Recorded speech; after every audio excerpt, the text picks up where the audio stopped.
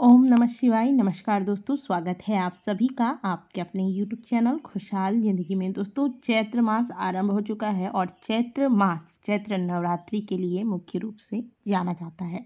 पूरे साल भर में कुल 4 नवरात्रि होते हैं, 2 गुप्त नवरात्रि, 2 सामान्य नवरात्रि। इनमें से एक होता है आश्विन मास में आने वाली शारदीय नवरात्रि और एक चैत्र मास की चैत्र नवरात्रि। नवरात्रि के इन 9 दिनों में माता के 9 अलग अलग स्वरूपों की पूजा आराधना अलग अलग प्रकार से की जाती है और साथ ही अष्टमी व नवमी पूजन के साथ यह पूजन पूर्ण होता है। अष्टमी और नवमी के दिन कन्या पूजन तथा होम इत्यादि करने का विधान है। आज की वीडियो में हम चैत्र नवरात्रि के बारे में बात करेंगे। चैत्र नवरात्रि कब से आरंभ होकर कब तक रहेगा, कलश स्थापना कब होगा, कलश स्थापना का शुभ मुहूर्त क्या होगा। साथ ही चैत्र नवरात्रि में यदि आप व्रत नहीं रखते हैं तो बिना व्रत के आपको इन 9 दिनों में माता की पूजा कैसे करनी चाहिए, बिना कलश स्थापना के अखंड ज्योत जलाना चाहिए या नहीं, कैसे जलाना है, ये पूरी जानकारी आज के वीडियो में देने वाले हैं। वीडियो को अंत तक जरूर देखिएगा। हिंदू पंचांग के अनुसार साल 2024 में चैत्र मास के शुक्ल पक्ष की प्रतिपदा तिथि 8 अप्रैल को रात 11:50 पर प्रारंभ होगा और इसका समापन 9 अप्रैल को शाम 8:30 पर होगा। उदया तिथि के आधार पर चैत्र नवरात्रि 9 अप्रैल से शुरू होगी, यानी कि कलश स्थापना 9 अप्रैल को किया जाएगा।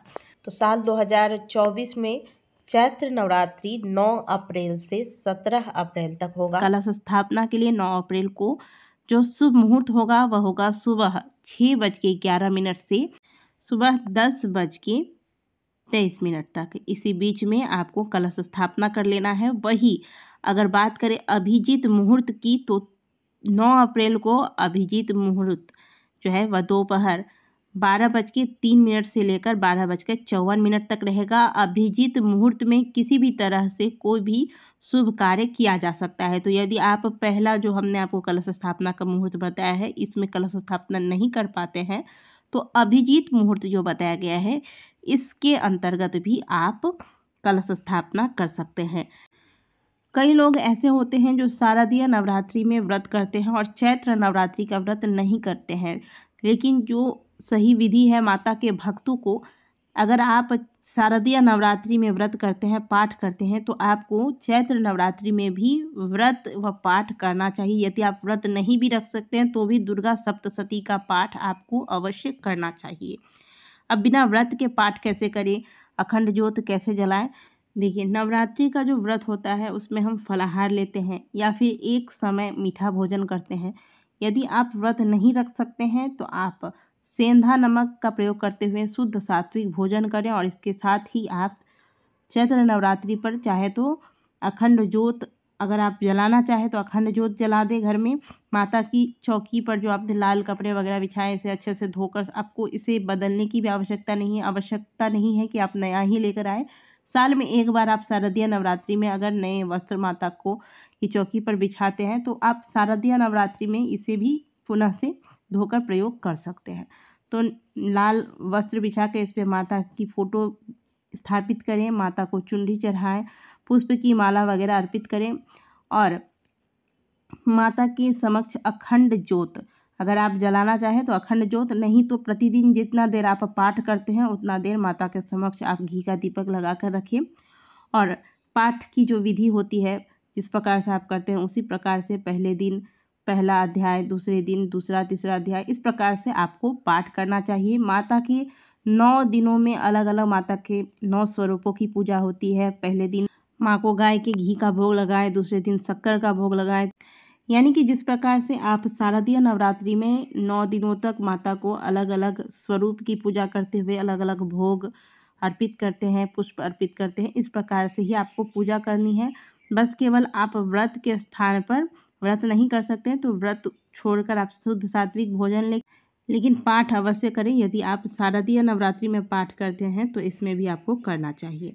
अब अगर आपको समय नहीं हो पाता है, आप क्योंकि शारदीय नवरात्रों में क्या होता है कि कई स्थानों पर छुट्टियां भी मिल जाती हैं, लेकिन चैत्र नवरात्रि में आपको छुट्टी भी नहीं मिल पाती होगी, तो अब ऐसे में आप क्या करें, आपको समय नहीं हो पाता है तो आप ऐसे में आप सिद्ध कुंजिका स्तोत्र का पाठ करें। कहा जाता है कि सिद्ध कुंजिका स्तोत्र का पाठ जो भी भक्त मन से करता है और तीनों बेला में करता है, यानी कि प्रातः, दोपहर और शाम के वक्त करता है, उसे दुर्गा सप्तशती के पाठ का फल प्राप्त होता है। जो लोग कलश स्थापना करते हैं, व्रत करते हैं, जोत जलाते हैं, वो तो पूजा करेंगे ही, विधि पूर्वक करेंगे जैसे शारदीय नवरात्रि में करते हैं। लेकिन जो लोग नहीं करते हैं, कलश स्थापना नहीं कर रहे हैं, अखंड ज्योत नहीं जला रहे हैं, आपके घर में यदि आपने माँ भगवती की फोटो स्थापित कर रखी है तो प्रतिदिन माता को एक बेलपत्र और एक गुलहर का पुष्प अवश्य अर्पित करें। सुहागिन है तो माता को सिंदूर चढ़ाएं और माता के समक्ष घी का दीपक लगा के माता के 108 नाम का जप करें। माता की आरती करें, प्रातःकाल आरती करें, शाम के समय आरती करें। और इन 9 दिनों में घर में बिल्कुल भी, चाहे आपने कलश स्थापना किया हो या ना किया हो, शुद्ध सात्विक भोजन बनना चाहिए। घर में मांस मदिरा बिल्कुल भी ना लाएं। इन बातों का ध्यान रखिएगा। इन 9 दिनों में संभव हो तो प्रत्येक दिन एक कन्या को निमंत्रण देके घर पे बुलाएं और उन्हें भोजन करवाएं। लेकिन ऐसा नहीं हो पाता है तो अष्टमी या फिर नवमी के दिन में आप 9 कन्याओं को, अगर मिल जाए तो 9 कन्याएं, ऐसे आजकल बहुत स्थानों पर कन्याएं नहीं मिलती है, ये भी एक समस्या है। तो आपको जितनी कन्याएं मिलती हैं उन्हें आदरपूर्वक निमंत्रण दीजिए, घर में बुलाकर उनके चरण धुलाइए, चरण को सुखाइए, उनकी पूजा करके तिलक वगैरह लगाकर फिर हलवा पूरी चना खीर इत्यादि का भोजन उन्हें करवाइए और फिर उन्हें कुछ उपहार देकर इनका आशीर्वाद लेकर, माँ भगवती का स्वरूप मान के इनका चरण स्पर्श करके इनका आशीर्वाद लेकर, दक्षिणा देकर इन्हें आदरपूर्वक विदा करें। इस प्रकार से नवरात्रि में अगर आप व्रत नहीं भी रखते तो फिर माता की, इस प्रकार से आपको माता का ध्यान करना है, माता का पूजन करना है। हो सके तो इन 9 दिनों में किसी भी दिन माता के नाम से घर में आप हवन करवा लें। अगर हो सके तो अष्टमी नवमी में करवाएं। अष्टमी नवमी को अगर नहीं बन पाता है दिन तो इससे पहले भी आप किसी भी दिन माता के पूजन के लिए, माता के ध्यान के लिए ये 9 दिन ही श्रेष्ठ है। किसी भी दिन माँ दुर्गा का ध्यान करते हुए किसी योग्य ब्राह्मण को बुलाकर घर में हवन करवाएं।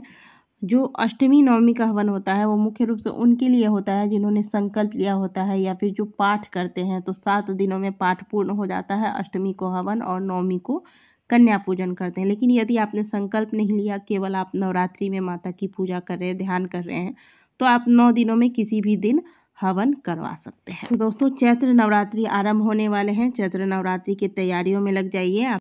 माँ भगवती की कृपा आप सभी पर बनी रहे। वीडियो अगर आपको अच्छी लगी हो तो वीडियो को लाइक जरूर कीजिएगा। कमेंट बॉक्स में हर हर महादेव अवश्य लिखिएगा। मिलते हैं आपसे अगले वीडियो में, तब तक के लिए ओम नमः शिवाय, हर हर महादेव।